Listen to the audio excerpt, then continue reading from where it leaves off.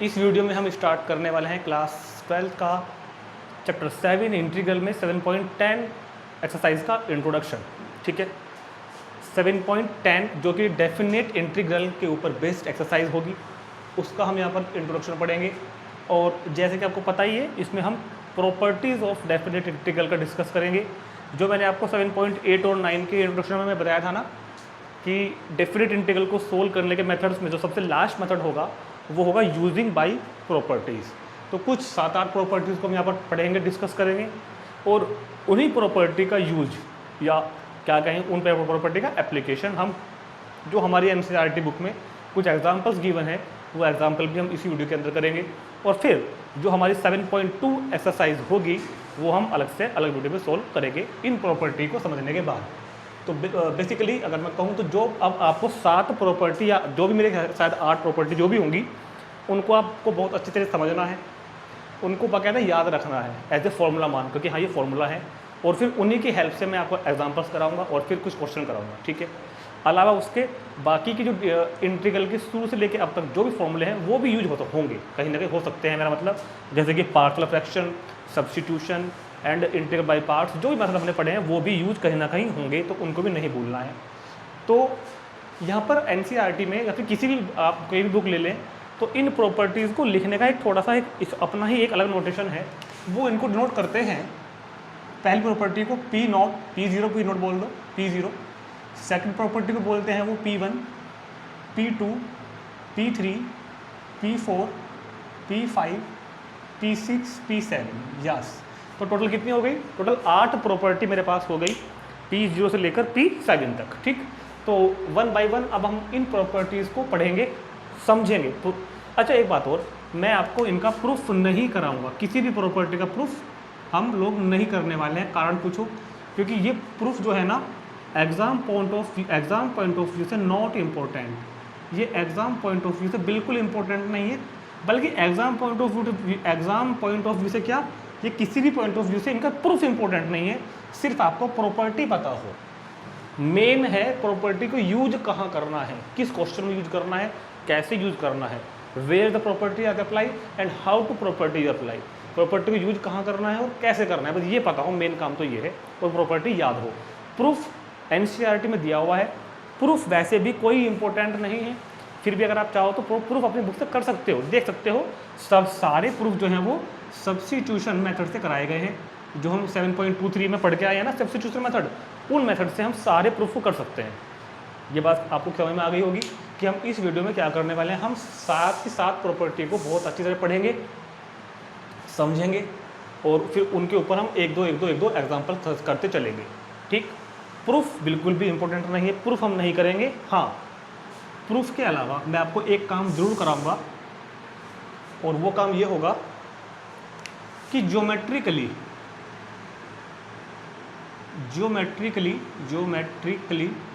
मैं आपको सारी की सारी प्रॉपर्टी को शो करके दिखा दूंगा फिगर में कि हाँ, ये जो हम बात कर रहे हैं ना ये एक्चुअल में इक्वल है तो क्यों है। तो जो भी बात मैं आपको बताऊंगा इन प्रॉपर्टीज़ में वो मैं आपको ज्योमेट्रिकली वेरीफाई कर दूंगा, ज्योमेट्रिकली। ठीक, जो कि वो भी इंपॉर्टेंट नहीं, बस आपको फीलिंग आ जाएगी हाँ कि ये अगर ऐसा हो रहा है तो क्यों हो रहा है। मान लो मैं जो भी इधर लिखूंगा ना वो थोड़ा देखने में आपको लगेगा कि यार ये ऐसा कैसे हो गया, आपको लगेगा कि प्रॉपर्टी P3 अगर है तो ये ऐसे क्यों है। तो अगर किसी के मन में क्वेश्चन आता है कि प्रॉपर्टी P3 या फिर कोई भी इनमें से प्रॉपर्टी ऐसी क्यों है, तो मैं जो उसका आपको एक ज्योमेट्रिकल फिगर बना के दूंगा, उस फिगर से आप लोग उसको फील कर पाएंगे कि हाँ, कि सर सही कह रहे हैं कि हाँ ये चीज़ की इक्वल हो जाएगी। लेकिन प्रूफ इन राइटिंग, प्रूफ जो मैथमेटिकल करते हैं वो प्रूफ इज़ नॉट इम्पोर्टेंट। ठीक, बस अब शुरू करते हैं प्रॉपर्टी नंबर फर्स्ट, यानी कि P0। चलो, तो प्रॉपर्टी, पहली प्रॉपर्टी पे आते हैं P0 पर। P0 प्रॉपर्टी ये है। अच्छा, एक बात और भी है कि किस प्रॉपर्टी को किस क्वेश्चन में यूज करना है वो मैं आपको टाइम आने पर अपने आप बता दूंगा। फिलहाल आप प्रॉपर्टी को समझो, वो मैं खुद बताऊंगा कि कौन सी प्रॉपर्टी कहाँ यूज करनी है। तो प्रॉपर्टी फर्स्ट ये है, if integral a to b fx dx is equal to, इस इंटीग्रल को हम लिख सकते हैं integral a to b ft dt। ये क्या किया, आपके पूछे कि ये क्या किया, इसको बोलते हैं वेरिएबल चेंज प्रॉपर्टी। वैसे बोलते नहीं है, मैंने नाम रखा है इसका। इस प्रॉपर्टी से हम क्वेश्चन में वेरिएबल को चेंज कर सकते हैं कि अगर ए टू बी कोई क्वेश्चन दिया हुआ है मेरे को एक्स में एफ एक्स डी एक्स, तो मैं लिमिट वही रखूँगा और उसकी फंक्शन को क्या कर दूँगा एफ टी डी टी। समझने के लिए आप ऐसे इसको समझ सकते हैं, मान लो मैंने कहा कि ए से बी तक sine square x D x का इंटीग्रल करो, और इस प्रॉपर्टी का यूज करके मैं इसको क्या कर दूंगा A to B sine square T D T. मतलब जहाँ भी फंक्शन एक्स में है, जो फंक्शन एक्स में है वो वही का वही हम किस में लिख सकते हैं, टी में, बिना किसी सब्स्टिट्यूशन के। सब्स्टिट्यूशन नहीं करना, बस तुरंत वेरिएबल चेंज कर देंगे, तो जो वैल्यू इसकी होगी वही वैल्यू इसकी भी होगी। समझ में आई बात? अभी दिखाता हूँ कैसे होगी, अभी मैं आपको प्रूफ भी कराऊंगा बात को। तो इसको बोलते हैं वेरिएबल चेंज प्रॉपर्टी। तो एक बार जरा समझते हैं। अच्छा, नोट आपको सिर्फ ये इतना ही करना है, सिर्फ ये इतना पार्ट आपको नोट करना है कि P0 क्या है, P0 क्या है, P0 ये है, ये सिर्फ नोट करना है आपको। हाँ, अगर आप इसको समझना चाहें तो ऐसे समझ सकते हैं कि मान लो integral A to B F X D X कोई फंक्शन है और मैंने उसका इंटीग्रल किया और वो क्या आ गया जी एक्स। अब हम क्या करते हैं, पता है ना, अब हम उसमें लिमिट पुट कर देते हैं। भाई लिमिट पुट करोगे ना, अब तो upper limit G B minus lower limit G A, ये तो करोगे। चलो अब इस वाले को भी सोल्व कर लेते हैं एक बार। Integral A to B F T D T. अब बात क्या है, फंक्शन तो वही है, बस टी में लिखा हुआ है। तो एफ टी का इंटीग्रल जी टी, अरे भाई एफ टी का इंटीग्रल जी टी, साइन इसका इंटीग्रल माइनस कोस एक्स और साइन टी का integral minus cos t. Function तो वो रहता है, वेरिएबल तो चेंज होता है बस। तो अब इसमें लिमिट भर दो आप एक बार। तो जी बी टी के जगह भरेंगे ना माइनस जी ए, तो हम देख रहे हैं कि वैल्यू सेम आ रही है, वैल्यू सेम आ रही है। या आप ऐसे समझ सकते हैं, अगर मैं आपसे कहूँ integral 1 to 2 X square D X, ये हो गया A to B F X D X, और मैं आपसे कहूँ 1 to 2 T square D T. आप सोचो, दिमाग लगाओ थोड़ा सा, जो आंसर इस क्वेश्चन का आएगा ना इंटीग्रल करके x³/3 और मैं लिमिट पुट करूँगा, वही आंसर इस क्वेश्चन का आएगा t³/3 लिमिट पुट करके। जो इसका आएगा वो इसका आएगा। तो मतलब हम किसी भी क्वेश्चन के वेरिएबल को चेंज कर सकते हैं इन definite integral, not in the indefinite integral. कभी आप इनडेफिनेट में भी कर दो, बच्चे से कर देते हैं ना ऐसा। तो आप इन बातों को नोट कर लेंगे एक बार। ये सब मैंने आपको एग्जाम्पल बताए हैं, प्रॉपर्टी वो लिखी हुई है ऊपर, और ये मैंने आपको इसका थोड़ा सा प्रूफ करा दिया है। वैसे अगर चाहो तो नोट कर सकते हो, प्रूफ इज़ नॉट इम्पोर्टेंट। तो वेरिएबल चेंज कर सकते हैं। अब मैं आपको साथ साथ ये भी बताऊंगा कि प्रॉपर्टी यूज ये कहाँ करनी है, देखो। और ये जो मैं आपको बताऊंगा ना, ये सिर्फ अगर आप स्पेशली मुझसे पढ़ रहे हैं कंटिन्यूसली, अगर आप इस पूरे चैप्टर को मुझसे पढ़ रहे हैं, तो ही आप इन बातों को याद रखना जो मैं आपको अब बताऊंगा, क्योंकि वो सिर्फ मेरी ही बनाई हुई बातें हैं, वो किसी बुक वगैरह में नहीं है, वो कोई बुक में नहीं है, वो सिर्फ मैंने बनाई हुई है ताकि बच्चे ठीक से समझ सकें। क्या मतलब है, इस प्रॉपर्टी को लगाने का एहसास आपको खुद होगा, एहसास हमें खुद होगा। मतलब होगा क्या, देखो क्वेश्चन में तो सिर्फ ये लिखा हुआ आना है।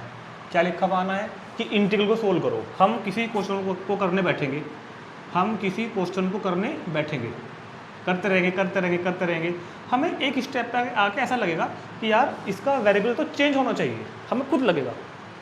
हमको जब क्वेश्चन को हम करने बैठेंगे ना, तो 2 3 4 5 लाइनों के बाद हमको खुद से फीलिंग आएगी कि यार अगर मैं इस क्वेश्चन का वेरिएबल चेंज कर दूं तो काम ईजी हो जाएगा हमारे लिए। तो हमको खुद एहसास होगा इस बात का कि हमको वेरिएबल चेंज करना चाहिए। तो समझ जाना कि हम इस प्रॉपर्टी का यूज करने वाले हैं। और वैसे भी ये प्रॉपर्टी पूरे चैप्टर में 1 से 2% क्वेश्चन में ही यूज होगी, बस मुश्किल से। मतलब अगर 100 क्वेश्चन हम कर रहे हैं तो 1 या 2 में यूज होगी, ज़्यादा ये प्रॉपर्टी ज़्यादा यूज़ नहीं होगी, सिर्फ 1-2 क्वेश्चन में यूज होती है, 1-2% क्वेश्चन में। ठीक, तो ये मैंने आपको कुछ इसका हिंट बताया है कि ये यूज कब करनी है, एक्चुअल में यूज कब करनी है, जब हमको क्वेश्चन में ये फीलिंग्स खुद से आने लगे। क्वेश्चन करते टाइम लगेगा हमको बीच में आके, स्टार्टिंग में नहीं लगानी कभी भी, स्टार्टिंग में हम इसको कभी नहीं लगाएंगे। हमको बीच में करते हुए पता लगेगा कि यार वेरिएबल टी में ले आऊँ या वेरिएबल को यू में ले आऊँ, तो हम इसको लगा देंगे। वैसे भी एक दो क्वेश्चन में इसको हम यूज करेंगे, तो तुरंत नोट कर लेंगे इन बातों को और देखते हैं नेक्स्ट। चलो, अब नेक्स्ट प्रॉपर्टी जो है उसका नाम है P1। दूसरी प्रॉपर्टी P1। इसमें क्या है, integral a to B F X D X is equal to integral तो रहेगा एफ एक्स का ही डी एक्स, लेकिन लिमिट इंटरचेंज हो जाएंगे आपस में b टू a। और अगर हमने कभी भी लिमिट चेंज की है तो हमको बाहर का साइन चेंज करना पड़ता है। अगर प्लस लगा हुआ है तो माइनस, माइनस लगा हुआ है तो प्लस, मतलब P1 क्या होगी, integral a to B F X D X is equal to minus B to A F X D X. अब इसको भी अगर आप चाहो प्रूफ देख सकते हो, इसका भी अगर आप चाहो तो प्रूफ क्या कर सकते हो, देख सकते हो। समझो बात को, हमने कहा integral a to B F X D X, integral क्या मैंने कितना आ गया जी एक्स, और लिमिट मैंने क्या पुट कर दी उसके अंदर a टू बी, तो क्या हो जाएगा ये जी बी माइनस जी। अब लेते हैं वो दूसरे वाला राइट हैंड साइड वाला, minus A to B F X D X, integral किया तो कितना आ गया जी एक्स, और लिमिट ए टू बी तो अपर लिमिट रखो जी बी, और ये जो मैंने उल्टा कर दिया ना, लिमिट तो बी टू ए है ना इसका, आर एच एस में तो लिमिट कितना है B to A, R H S में लिमिट कितनी है बी टू ए, तो जी ए माइनस जी बी, और इस माइनस से तो साइन चेंज होंगे मुझे लग रहा है, यस। तो हमने देखा कि ये दोनों प्रॉपर्टी भी हमारे लिए, ये दोनों प्रॉपर्टी भी हमारे लिए क्या है, ये दोनों प्रॉपर्टी भी हमारे लिए क्या है, दोनों दो साइड्स हैं वो क्या है, सेम है, ठीक। तो देख रहे हैं आप, जो वैल्यू लेफ्ट हैंड साइड की है वही वैल्यू राइट हैंड साइड की है। कैसे यूज कर रहे हैं, मान लो हम कोई क्वेश्चन करने के लिए बैठे, मान लो कि हम कोई क्वेश्चन करने के लिए बैठे, मान लो कि हम कोई क्वेश्चन करने के लिए बैठे 120 एफ एक्स डी एक्स, ठीक। हमको ये इस क्वेश्चन की पहचान ये खुद ही लगेगा कि यार ये लिमिट शायद ऊपर हो और ये लिमिट नीचे हो तो काम इजी होगा, तो हम ऐसा कर देंगे, तुरंत कर देंगे। फंक्शन को नहीं छेड़ना, इंटीग्रल को भी नहीं छेड़ना, सिर्फ लिमिट्स को छेड़ना है, और ऐसा करने पर साइन चेंज करोगे, प्लस है तो माइनस, माइनस है तो प्लस। मतलब कहने का क्या रहा कि इस प्रॉपर्टी का एहसास हमें खुद होगा, क्वेश्चन करते टाइम खुद होगा, हमें खुद होगा। और इस प्रॉपर्टी के ऊपर हमारी बुक में मुश्किल से 1% क्वेश्चन ही है, मुझे लगता है शायद एक भी नहीं है, शायद एक भी नहीं है, फिर भी अगर होगा तो 1% से ज़्यादा नहीं होगा। मतलब अगर हम 100 क्वेश्चन करेंगे अपनी बुक में तो एक क्वेश्चन मिलेगा जिसमें प्रॉपर्टी यूज होती है, तो लेकिन समझनी पड़ेगी, याद, क्योंकि हो भी सकती है कहीं ना कहीं, ऐसा कुछ नहीं है, कहीं भी हो सकती है। तो पहचान सिर्फ सिंपल सी है कि हमको क्वेश्चन करते टाइम खुद सी फीलिंग आएगी अपने आप से कि भाई इसको यूज कर लो, लिमिट्स इंटरचेंज कर लो तो काम शायद जल्दी हो जाए, इजीली हो जाए, खुद से पता चल जाएगा आपको, तभी हम इसको यूज करेंगे, ठीक। तो तुरंत नोट करेंगे इन सभी बातों को और देखते हैं नेक्स्ट तीसरी प्रॉपर्टी जिसका नाम है P2। चलिए अब थोड़ा सा लेवल को बढ़ाते हैं, P2 के बाद से प्रॉपर्टी थोड़ा सा बड़ी बड़ी आनी शुरू होने वाली है। P2 प्रॉपर्टी ये है, P2 जो प्रॉपर्टी है एक्चुअल में वो ये है कि अगर हमको इंटीग्रल करना है a to B F X D X, A to B F X D X, तो हम इसको 2 पार्ट्स में या 3 पार्ट्स में अकॉर्डिंग टू द क्वेश्चंस कर सकते हैं। कैसे, A to C F X D X plus C to B F X D X, A to C F X D X plus C to B F X D X, where C जो होगा वो ए और B के बीच में होगा। मैं जरा इसमें इंक डाल लेता हूँ, 1 मिनट। सी जो होगा वो ए और बी के बीच में होगा। समझते हैं एक बार, मान लो ये ए है, ये बी है, मेरे को इंटीग्रल करना है फंक्शन का ए से बी तक, और बीच में कोई वैल्यू पड़ गई है सी। सी कहाँ लाई कर रहा है, ए और बी के बीच में, तो हम इस इंटीग्रल को 2 पार्ट में कर सकते हैं, ए से लेके सी तक ए टू सी, और फिर सी से लेके बी तक सी टू बी, फंक्शन वही रहेगा, ठीक। तो आइए इस प्रॉपर्टी को थोड़ा सा मैं आपको ज्योमेट्रिकली फील कराने की कोशिश करता हूँ। अगर आपको समझ में आएगा तो बहुत अच्छा होगा मेरे लिए, क्योंकि मेरे लिए ना आपको फील कराना बहुत ज़्यादा ज़रूरी है, मेरे लिए आपको फील कराना बहुत ज़रूरी है। ये हमारा X O X dash X O Y axis हो गया, एंड ये कोई कर्व है, ये कोई कर्व है, and this point is X is equal to A and it is X is equal to B. अच्छा, अगर आपको ध्यान हो तो डेफिनेट इंटीग्रल हमको क्या देता है, area under curve, curve is y is equal to F X, area integral A to B F X D X, integral A to B F X D X हमको क्या देता है, एरिया अंडर कर्व। पता है ना ये बात सबको, जिनको नहीं पता है वो जाकर पहले वीडियो देखें, पहले वाली। तो मतलब ए से बी तक इंटीग्रल कर रहा हूँ अगर मैं एफ एक्स डी एक्स का, तो ज्योमेट्रिकली मेरे को क्या मिलता है, ये वाला एरिया। ज्योमेट्रिकली मेरे को क्या मिलता है, ये वाला एरिया। ये बात तो सब इस बात से एग्री हैं, ये तो मिलता है मेरे को। अब मैंने क्या किया, अगर आप बात को बहुत ध्यान समझ रहे हैं, तो अब मैंने क्या किया, मैंने इसी फंक्शन के इसी एरिया को अगर मैं डायरेक्ट ए से बी तक कैलकुलेट ना करूं और बीच में कोई ब्रेकिंग पॉइंट सी लगा दूं, ये कोई पॉइंट मैंने सी ले लिया और मैं कहता हूं कि भैया मैं इसका इंटीग्रल डायरेक्ट नहीं फाइंड करूंगा, मैं तो पहले इसके एरिया को ए से लेके सी तक फाइंड करूंगा। मैं तो पहले इसके एरिया को ए से लेके सी तक फाइंड करूंगा, area A to C F X D X, और फिर सी से बी तक फाइंड करूंगा, और फिर सी से बी तक फाइंड करूंगा, और फिर दोनों को जोड़ दूंगा। हम कहते हैं कि हम इस एरिया को डायरेक्ट फाइंड ना करके ए से सी तक फाइंड करते हैं पहले और सी से बी तक फाइंड करते हैं पहले, तो क्या बुराई है, दोनों एरिया इक्वल तो होंगे ना। तो ये प्रॉपर्टी ये कह रही है कि A to B F X D X is equal to A to C F X D X plus C to B F X D X where C lie between A to B. तो note कर लेंगे तुरंत, इसको समझ में आ गई होगी, आपको फीलिंग भी आ गई होगी इसकी कि एक्चुअल में इसकी क्या फीलिंग मैं आपको बताना चाह रहा हूँ। चलिए अब एक बात और भी है, जब इतना बता दिया तो हम इस प्रॉपर्टी को ऐसे भी तो यूज कर सकते हैं ना। फिर भाई जरूरी कोई है कि दो ही एक वैल्यू बीच में होगी सी, भाई बीच में तो एक और भी हो सकती है, सी डी 4 भी हो सकती हैं, तो कोई प्रॉब्लम नहीं है।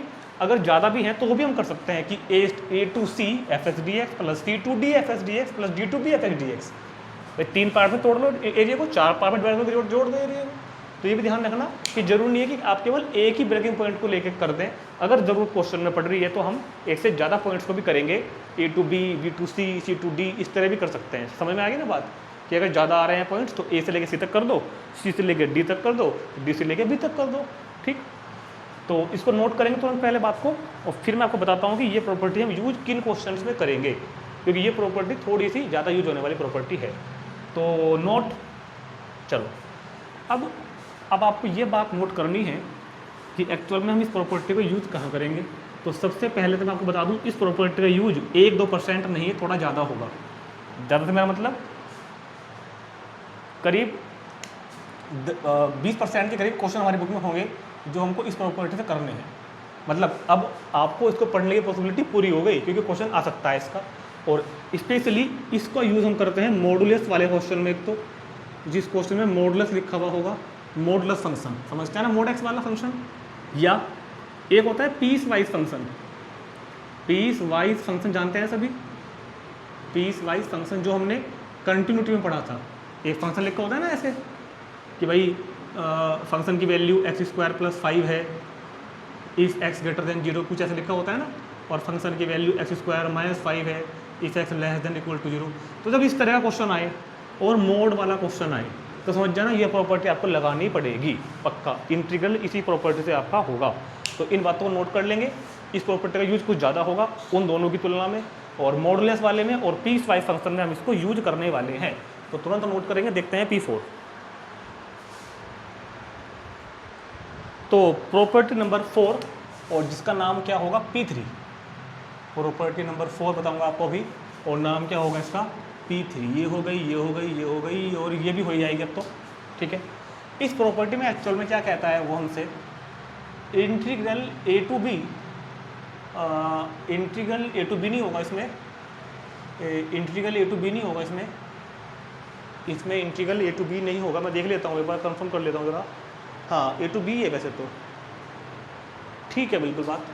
Integral A to B F X D X, integral A to B F X D X is equal to integral A to B function of A plus B. Actual में क्या है ना कि अदर बुक्स में ना property का नाम change होता है, तो आपको ये भी कभी रटना नहीं है। मैं आपके बात बता चलूँगा, जैसे मैं भी कन्फ्यूज हो गया था ना, याद थी मेरे को, लेकिन मैं नंबर को लेकर कन्फ्यूज हो गया था। आपको कभी ये नहीं रटना कि P3 पे यही होती है, या P0 पर जो मैंने बताई है वही होती है, या P1 पर जो मैंने बताई है वही होती है, या फिर जो आपके NCERT के अकॉर्डिंग है। एक्चुअल में जो नंबर्स मैंने इधर लिख रहे हैं ना, और जिनके अकॉर्डिंग मैं ये प्रॉपर्टी लिख रहा हूँ, ये according to your NCERT book, others book में इनके नंबर अलग अलग हो सकते हैं, हो सकता है कि P0 पर उसने P1 लिखी हो, P2 पे उसने P0 लिखी हो, नंबर्स अलग अलग हो सकते हैं अलग बुक में। तो आपको कभी भी ये इस बात को रटने की कोई ज़रूरत नहीं है कि P3 तो ये होती है ना, आपको ये चीज़ रटनी है। हाँ, ये चीज़ तो आपको याद रहनी चाहिए कि A to B FXDX की वैल्यू ये होती है। लेकिन हाँ, ये P3 है या ये P2 है, इस बात की कोई ज़रूरत नहीं है। हम जब क्वेश्चंस करेंगे वहाँ पे हमको P0 P1 P2 नहीं लिखना, वहाँ पर तो हमको बाकायदा प्रॉपर्टी ही लिख के दिखानी पड़ेगी। क्वेश्चन जब हम करेंगे वहाँ पर हम इस प्रॉपर्टी को ही लिखेंगे। ठीक, तो क्या कहता है ये प्रॉपर्टी P3 जो है A to B FXDX, integral A to B कर रहे हैं FXDX का, और वो क्या होगा, वो होगा A to B function of A plus B minus X D x. F x की जगह क्या आ जाएगा, एफ एक्स की जगह आएगा इन दोनों को प्लस करो और माइनस एक्स करो। एफ एक्स की जगह क्या करो, इन दोनों को प्लस करो, इनको माइनस करो। कैसे यूज़ करेंगे मैं आपको क्वेश्चन में बताऊंगा। फिलहाल इस प्रॉपर्टी के ऊपर हमारे पास ठीक ठाक क्वेश्चन है बुक में, मैं आपको पहले बता दूं। तो मैं इसको आपको कोई परसेंटेज नहीं दूंगा, मैं यहाँ पर डायरेक्ट लिखूंगा कि इंपॉर्टेंट। बाकी अब तो सारी इंपॉर्टेंट ही हैं, जरूरत नहीं है, ये सब प्रॉपर्टी इंपॉर्टेंट है, ये सब यूज होंगी।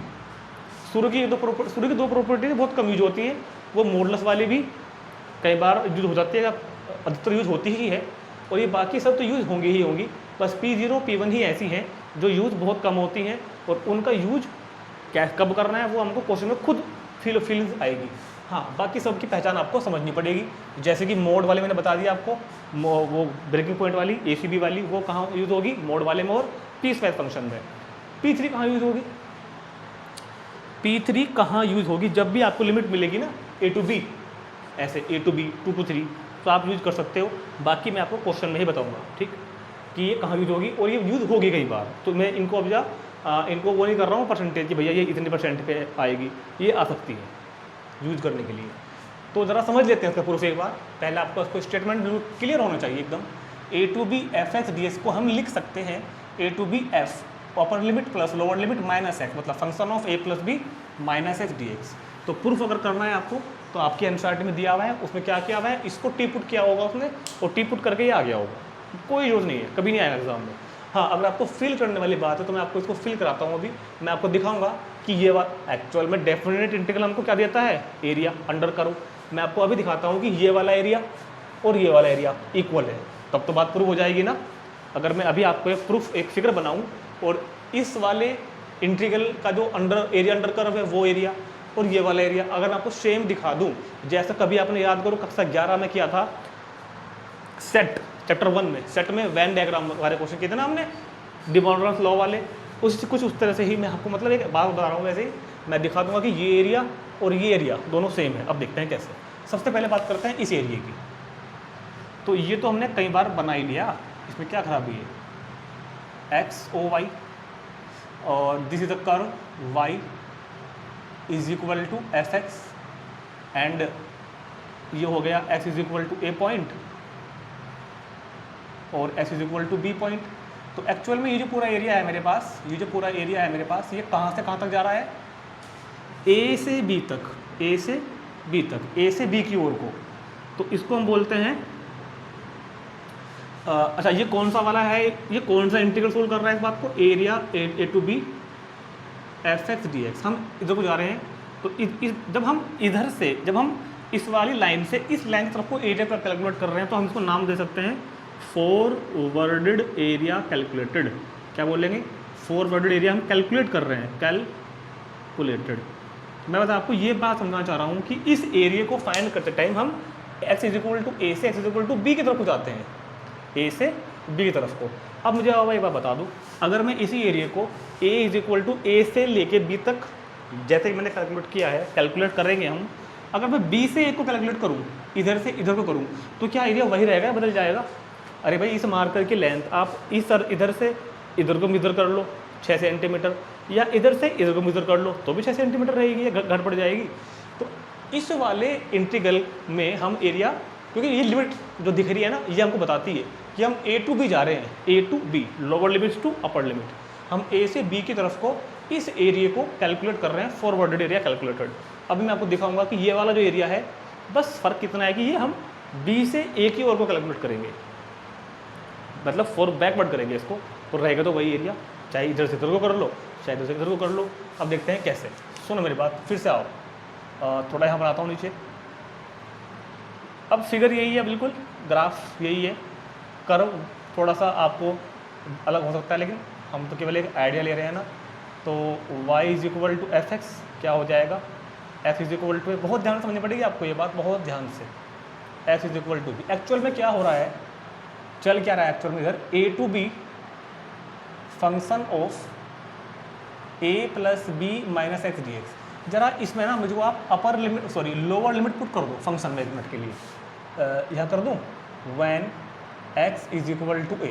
जरा करोगे क्या बताना, function of a plus B minus X की जगह मैंने क्या रख दिया a, तो a से कैंसिल, तो फंक्शन ऑफ b आ गया। फंक्शन ऑफ b क्या होता है, ये वाली लाइन। अरे भाई फंक्शन ऑफ b ये तो होती है, अगर ये वैल्यू b है तो इस पॉइंट पे जो फंक्शन की वैल्यू होगी उसी को तो बोलते हैं फंक्शन ऑफ b। पता है ना बात। तो चलो मतलब जब हम इसमें a भरेंगे तो हमको क्या मिलेगी, ये लाइन। जब हम इसमें a पुट करेंगे, लोअर लिमिट पुट करेंगे तो हमको क्या मिलेगी, एफ बी, ये हाइट मिलेगी मेरे को। अब मैं इसमें पुट कर दे रहा हूँ x is equal to B. जब मैं x is equal to B put करूँगा तो function of a plus B minus B से b कैंसिल हो गया, तो अब मेरे को क्या मिलेगा, एफ ए। एफ ए मतलब ये वाली हाइट, और ये पॉइंट तक तो बनता है ए कोमा एफ ए। तो मतलब क्या हुआ, हम अगर रियल में देखें तो हम अब भी ए से बी, अब भी हम बात तो कर रहे हैं, देखो साइन चेंज नहीं करेंगे क्योंकि हम ए से बी क्या कर रहे हैं, कर तो रहे हैं ए से बी, लेकिन आ रहे हैं एफ बी से एफ ए की तरफ को। मतलब इस बार भी यही एरिया कैलकुलेट हो रहा है, लेकिन बैकवर्ड डायरेक्शन में, इधर को इधर को इधर को, बैकवर्ड एरिया कैलकुलेटेड। तो हुआ क्या, समझ में आई ना बात भाई, एफ बी का मतलब क्या हो गया। अरे भाई जब यहाँ पर तुम सुनो ना मेरी बात, जब इसमें ए भरो तो क्या मिलता है, अगर मैं इसमें ए भरूँ तो एफ ए मिलेगा, इसमें बी भरूँगा तो क्या मिलेगा, एफ बी। मतलब एफ ए से जा रहे हैं एफ बी की तरफ को। अब मैंने ए भरा तो अब एफ बी मिल गया, अब बी भरा तो एफ ए मिल गया, अब आ रहे हैं इधर से इधर को, बात तो वही हो गई। तो एरिया को चाहे आप ऐसे कैलकुलेट कर लो, चाहे उधर से इधर को कैलकुलेट कर लो, तो हम दोनों ही सेम एरिया को ही कैलकुलेट कर रहे हैं। मतलब ये वाला एरिया और ये वाला एरिया दोनों ही इक्वल हैं। समझ में आ गई बात। तो तुरंत नोट कर लेंगे बातों को और देखते हैं नेक्स्ट प्रॉपर्टी P4। अब ये P4 क्या है, P4 कोई अलग प्रॉपर्टी नहीं है, वो P3 का ही एक स्पेशल केस है। P3 का ही एक क्या है, स्पेशल केस।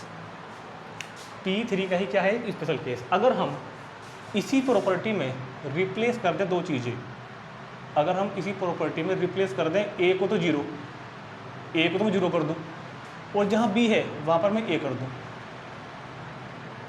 ए की जगह जीरो, बी की जगह ए, एफ एक्स डी एक्स। ए की जगह ज़ीरो, बी की जगह ए, फंक्शन ऑफ ए की जगह जीरो, बी की जगह ए इंटू डी एक्स। तो अगर देखा जाए तो जीरो प्लस एक तो लिखो ही मत, सिर्फ ए माइनस एक्स रह गया बस, फिर तो खाली क्या रह गया, A minus X into D X. तो ये रिड्यूस हो, ये इसी प्रॉपर्टी को हमने थोड़ा सा ट्रांसफॉर्म करके P4 मतलब पांचवी प्रॉपर्टी बना दी P4, 0 to a F X D x. P4 बोली जाएगी इसको, 0 to a F X D x, 0 to a function of A minus X D X. और ये प्रॉपर्टी मैं आपको बताना चाहूँगा कि 99% क्वेश्चन में यूज होगी। सबसे इंपॉर्टेंट प्रॉपर्टी यही है, ठीक, सबसे इंपॉर्टेंट प्रॉपर्टी यही है। इस प्रॉपर्टी को हम लगभग हर क्वेश्चन में ही यूज करेंगे। वो हमको क्वेश्चन करते करते, प्रैक्टिस करते करते पता चल जाता है कि कब ये लगानी है, कब ये नहीं लगानी। वैसे तो ज़्यादा ये यूज होगी ही होगी, ठीक है। तो यूज P3 भी होगी, वैसे P4 भी होगी, लेकिन ये वाली सबसे ज़्यादा यूज होगी, ठीक। तो अब हमारी बचती हैं लास्ट की 3 प्रॉपर्टी, और मेरा मानना ये है कि इन 3 प्रॉपर्टीज़ पर जाने से पहले, इन 3 प्रॉपर्टी पर जाने से पहले मैं आपको ना इन 5 प्रॉपर्टी के P0 से लेकर P4 तक के कुछ क्वेश्चंस, यानी कि जो आपकी बुक में एग्जाम्पल हैं, वो कराना चाहता हूँ, ताकि आपको इन प्रॉपर्टी को यूज़ करने के लिए आए। उसके बाद हम इनको भी अभी हम आगे पढ़ेंगे, थोड़ी देर बाद ही पढ़ेंगे। पहले हम एक दो एग्जाम्पल कर लेते हैं साथ साथ, ताकि हमको ये कैसे यूज होती है वो समझ में आए। तो इसको तुरंत नोट करेंगे, देखते हैं कुछ एग्जाम्पल्स पहले। अब हम शुरू करेंगे पहले एग्जाम्पल नंबर 28, फिर करेंगे 32, फिर 33, फिर 30। एक्चुअल में क्या है कि जो आपके एमसीईआरटी में एग्जाम्पल दिए हैं ना, उनके जो देने का जो ऑर्डर है कि वो किस क्रम में देने चाहिए, वो मेरे यहाँ तो ठीक नहीं है। वो मतलब क्या बोलते हैं कि ईजी टू टफ मोड में नहीं है। मतलब मैं चाहता हूँ कि पहले अगर आप एग्जांपल मुझे ऐसा लगता है कि अगर आप एग्जांपल 28 फिर 32 फिर 33 और फिर 30 करें तो आप ऑर्डर वाइज इन प्रॉपर्टी को समझ सकते हैं, ठीक। क्योंकि अभी इन चारों एग्जांपल में ना ये वाली प्रॉपर्टी यूज नहीं होंगी। जो बचे हुए 3 एग्जांपल हैं, टोटल 7 एग्जांपल मेरे पास 28 से लेकर 34 तक, तो इन चारों एग्जांपल में तो हम इनको यूज कर देंगे। और जो बची हुई 3 प्रॉपर्टी हैं वो हम बचे हुए 3 एग्जांपल्स में यूज करेंगे। और इन एग्जांपल को भी हम इस ऑर्डर में करेंगे, पहले 28 करते हैं फिर 32, ताकि आप इन सब प्रॉपर्टी को एक अच्छे सीक्वेंस में समझ सकें, ठीक है। तो सबसे पहले बात करते हैं 28, और मैं आपको पहले बता दूं सारे एग्जांपल इंपॉर्टेंट हैं।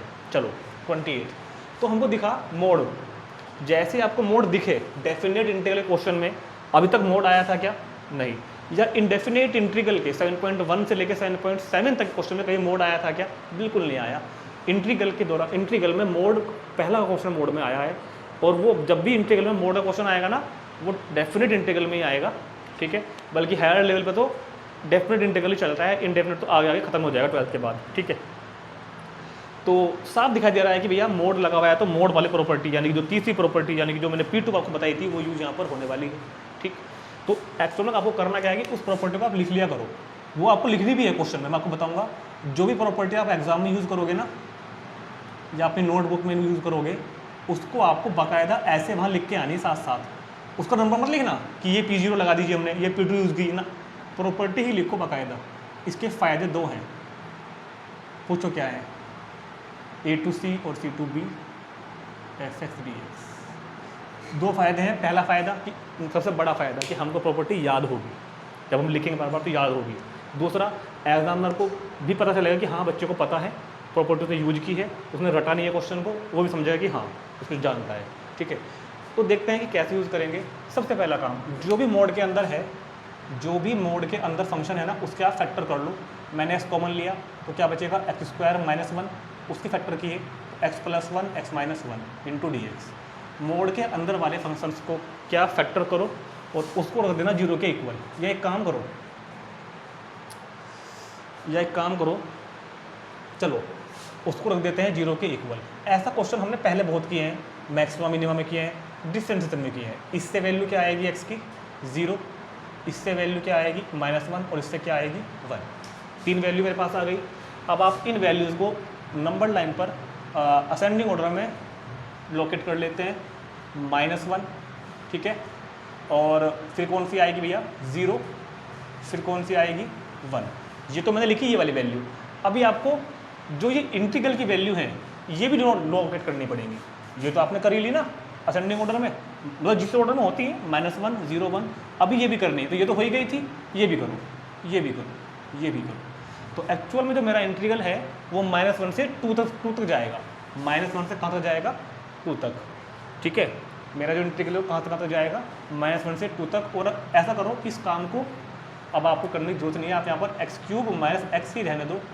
ये काम तो हमको सिर्फ वही करना है रफ पे, ठीक है। अब मेरी बात को बहुत ध्यान से सुनना।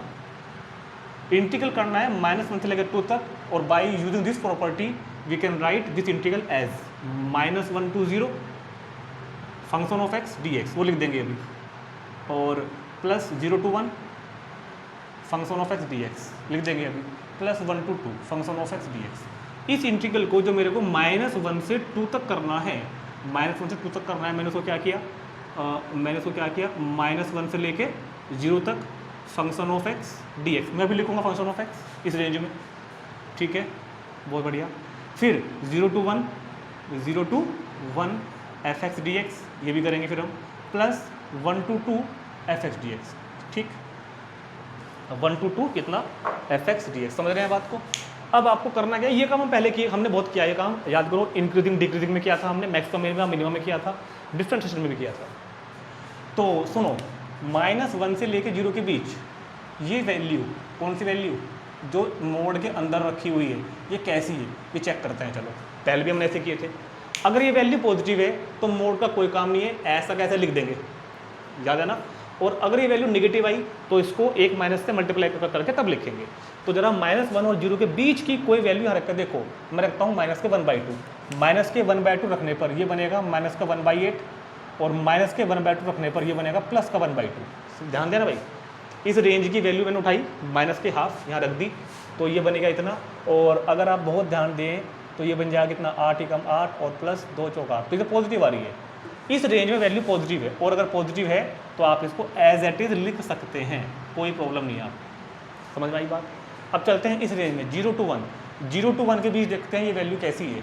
0 to 1 के बीच मैं रखता हूँ 1/2, 1/2 रखने पर 1/8 माइनस के 1/2, 8 आ गया LCM, और ये नेगेटिव आएगी इस बार।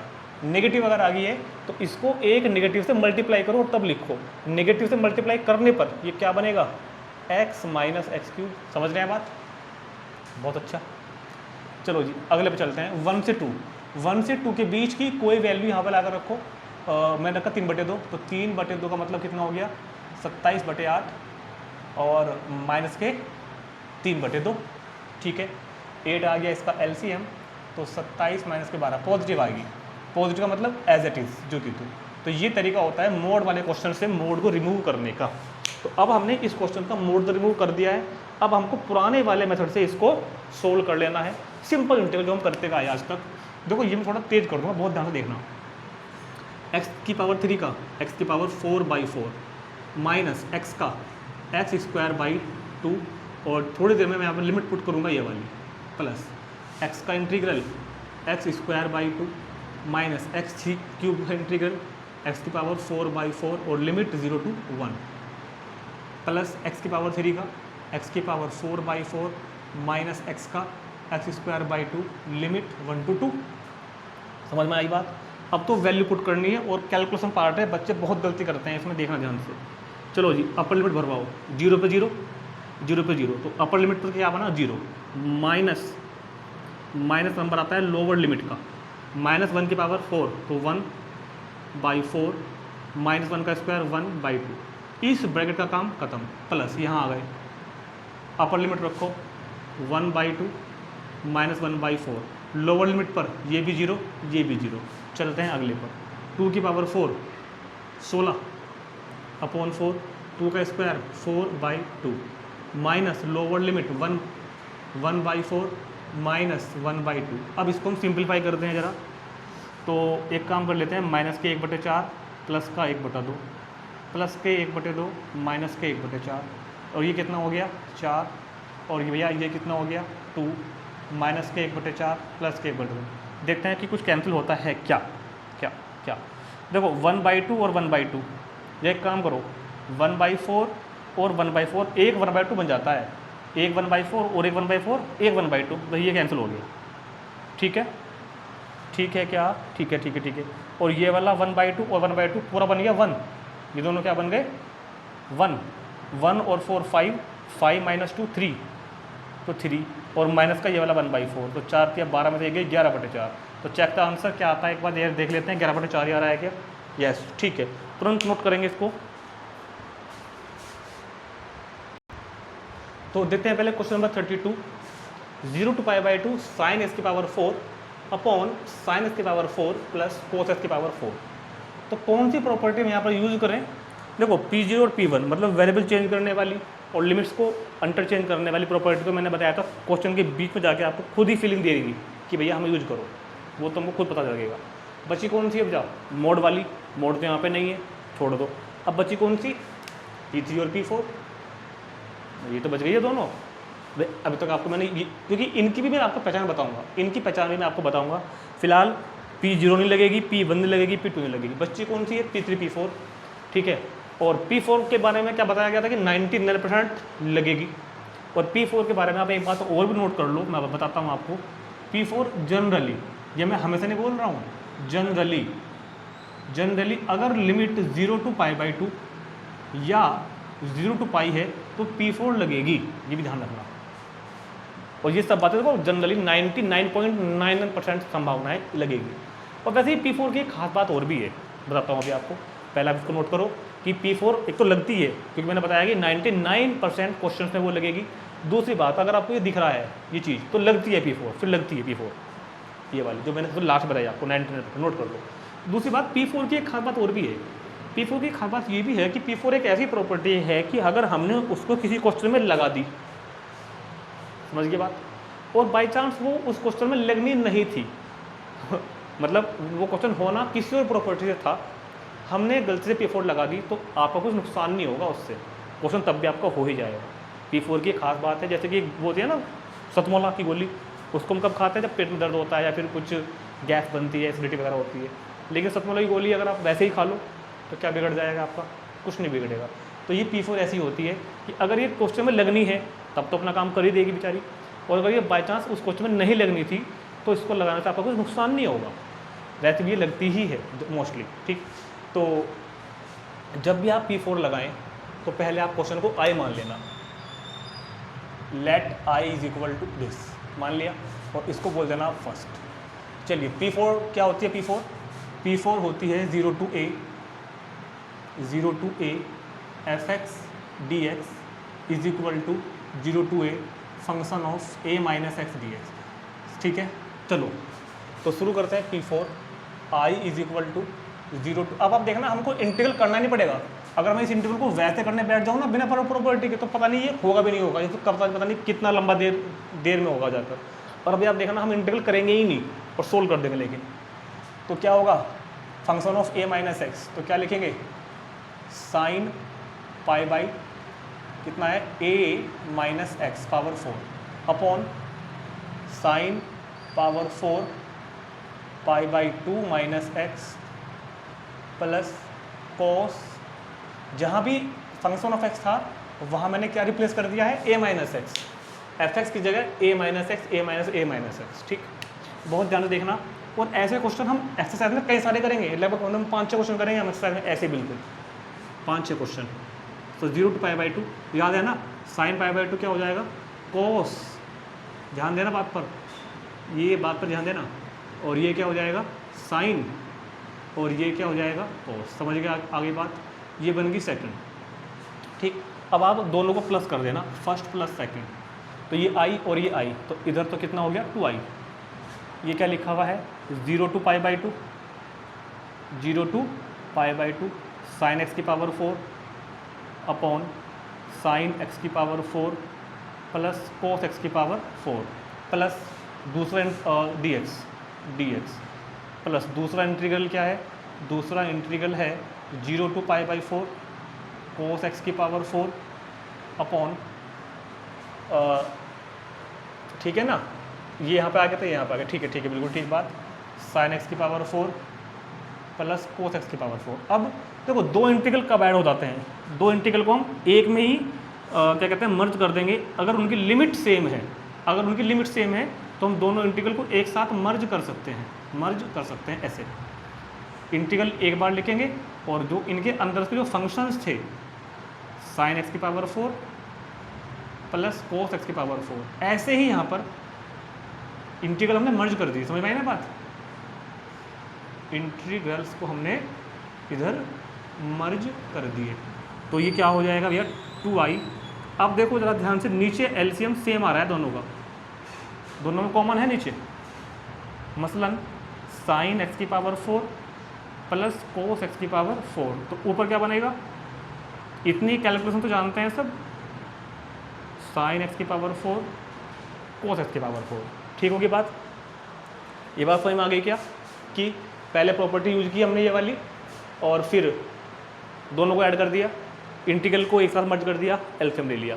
अब यहाँ पर आपको एक बात याद रखनी है, ये मैंने आपको करके दिखाया बाकायदा, ये स्टेप ये कैसे आया। आने वाले क्वेश्चंस में जो बिल्कुल सेम इनके जैसे होंगे उनमें मैं जब मैं फर्स्ट प्लस 2 करूँगा ना तो मैं डायरेक्ट ये लाइन लिखूँगा, ये दो स्टेप में बीच में लूँगा ही नहीं, ये टाइम बचाने के लिए आपका। ठीक, ये स्टेप में लूँगा ही नहीं, क्या करूँगा मैं I और I 2I, और मैं बोल दूँगा आपको कि देखो दोनों लिमिट्स एक जैसी हैं तो मैं मर्ज कर रहा हूँ, दोनों में नीचे एलसीएम सेम आएगा तो कॉमन आ गया, ऊपर इसका न्यूमरेटर और प्लस इसका न्यूमरेटर। ये काम मैं डायरेक्ट करूँगा आने वाले क्वेश्चन में, ध्यान रखना। ये इससे कैंसिल हो गया, तो जब ये इससे कैंसिल हो गया तो 2I is equal to 0 to pi by 2 क्या रह गया, खाली 1 into dx। तो अभी तक हमने इंटीग्रल तो किया ही नहीं कहीं भी, सिर्फ प्रॉपर्टी यूज करते हुए चल रहे हैं। तो 2I इज इक्वल टू 1 का integral x lower limit to upper limit, तो 2I is equal to upper limit pi by 2 minus lower limit 0, मतलब pi by two, two is equal I is equal to pi by 4, तो this is your answer, I is equal to pi by 4। ठीक, तो इस तरह हम property 4 का use करके क्वेश्चनों को ईजीली सोल्व कर सकते हैं, ईजीली सोल्व कर सकते हैं। ठीक, अब इस तरह क्वेश्चन बनते कई सारे हैं, ये बात आप ध्यान रखना। क्या होता है, बस पावर को मैं अगर चेंज कर दूँ, मान लो मैं 4 पावर की जगह अगर मैं 1 लिख दूँ या 2 लिख दूँ या क्यूब लिख दूँ या 1/2 लिख दूँ पावर की जगह, तो क्वेश्चन पे आप देखो कोई फर्क नहीं पड़ने वाला। ध्यान से देखो, इसकी जगह मैं अभी 5 कर देता हूँ, इसकी जगह पे मैं अभी पावर 5 कर देता हूँ, तो क्वेश्चन पे कोई फर्क नहीं पड़ेगा। चाहे सोच के देख लो एक बार, जब मैं पावर को 3 कर दूँ, 3 तो अच्छा 4 है, 3 कर दूँ तो कोई फर्क नहीं पड़ता, 10 कर दूँ तो भी कोई फर्क नहीं पड़ता। एक्सरसाइज में ऐसे क्वेश्चन करेंगे, बल्कि अगला क्वेश्चन जो हम करेंगे वो भी बिल्कुल ऐसा ही है, उसमें बस पावर क्या हो जाएगी 1/2। तो अगर मैं इन पावर को कुछ भी रखूँ तो क्वेश्चन पे कोई फर्क नहीं पड़ेगा, बस पावर चेंज कर देना, आंसर भी ये निकल के आएगा। तो नोट करो पहले तुरंत, फिर देखते हैं अगला क्वेश्चन। तो क्वेश्चन नंबर 33, एग्जाम्पल नंबर 33। चलो A to B, इस बार 0 तो नहीं है, P0 P1 की पहचान क्या है, क्वेश्चन के बीच में अपना फीलिंग आएगी, P2 मोड वाले में लगेगी। बची कौन सी फिलहाल अब तक की जो बातें बताई हैं उनके अकॉर्डिंग बची कौन सी है, P3 P4। P4 कब लगेगी, जब 0 होगा नीचे, 0 to A या 0 to π/2 या 0 to π। तो अब तो एक लौती कौन सी बची, P3, और वो लगती भी कब है, P3 लगती भी कब है, जब A to B लिखा हुआ हो।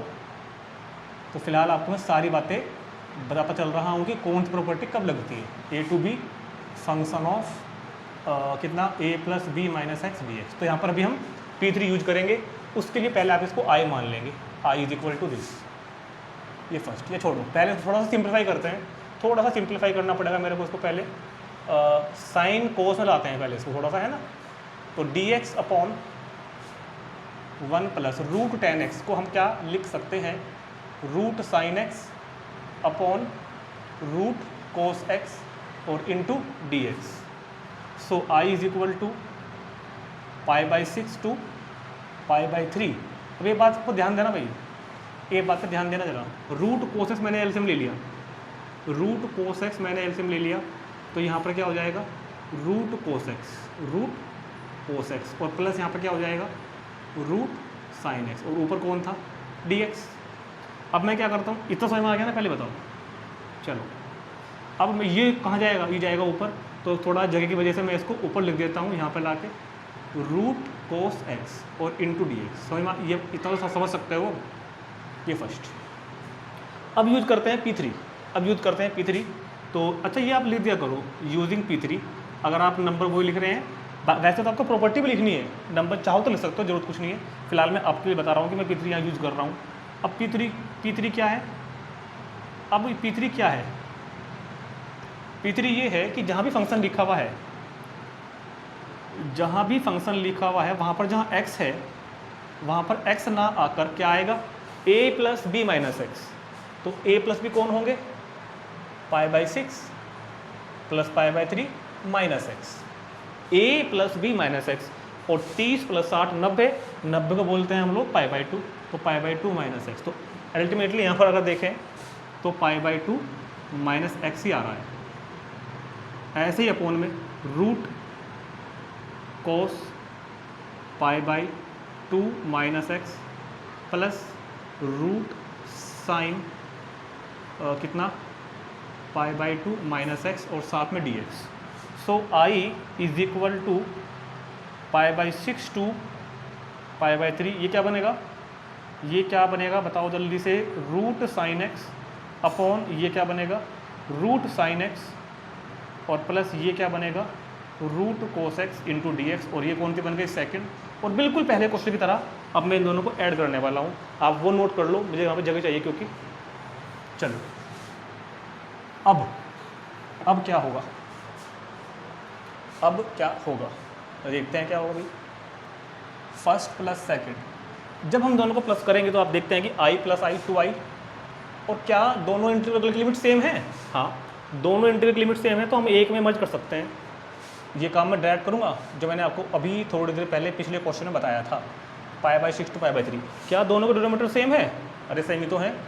तो वो तो नीचे क्या आ जाएगा, common LCM √sin x plus √cos x। और इसका न्यूमरेटर प्लस इसका न्यूमरेटर पहले क्वेश्चन की तरह, वहाँ पावर 4 थी, यहाँ पर पावर 1/2 है। अरे रूट का मतलब 1/2 पावर तो होता है भाई dx। अब ये इससे कैंसिल हो गया पिछले क्वेश्चन की भांति। अब जब ये इससे कैंसिल हो गया तो क्या रह गया 1 and 2i is equal to 1 का इंटीग्रल x और π/6 टू π/3। तो 2i is equal to upper limit minus lower limit, तो ये कितना है 60 माइनस 30, तो 30 बचेगा, मतलब π/6, तो π/12, तो π/12, तो i की वैल्यू π/12, द योग आपके क्वेश्चन का आंसर π/12।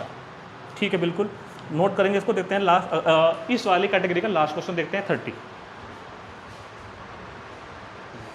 तो क्वेश्चन नंबर एग्जांपल नंबर 30 देखते हैं। 0 to π x sin x upon 1 plus cos square x dx। तो अभी तक की प्रॉपर्टी के हिसाब से अगर मैं बात कर रहा हूँ तो पता ही आपको P0 P1 तो बेचारी लगती ही नहीं कभी भी, बहुत कम लगेंगी। P2 मोड वाले में, P3 कब लगती है जब A to B हो, यहाँ तो A to B नहीं है, अगर है भी तो वो तो A to B वही काम कर जाएगा ना, तो P4 के लिए 0 + A करेगा, A2 + B वही करेगा। तो कुल मिलाकर फिलहाल तो P4 बचती है और जो 99% क्वेश्चन में लगती भी है, तो क्यों ना हम P4 से स्टार्टिंग करें। बिल्कुल, तो दिस इज फर्स्ट।